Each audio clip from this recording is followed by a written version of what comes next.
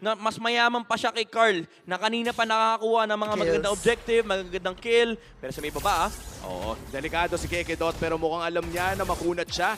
Pero paglalaban kaya nila, wow! Ganda nung pasok dito ni Der! Yung kasunod na AOG!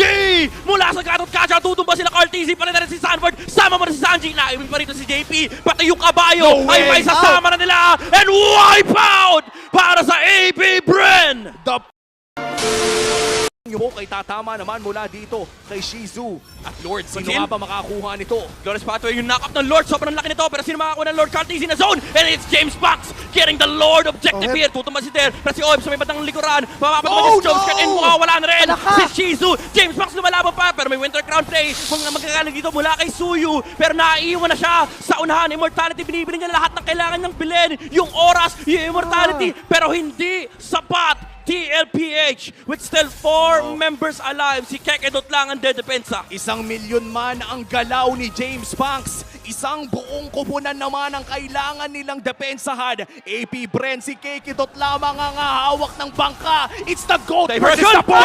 Ano na? Oh, Avatar the Guardian, pero may minion. May lumusot na minion, pero wala silang pake. Si Kekidot yung inuna nila. And TLPH will get the 2-0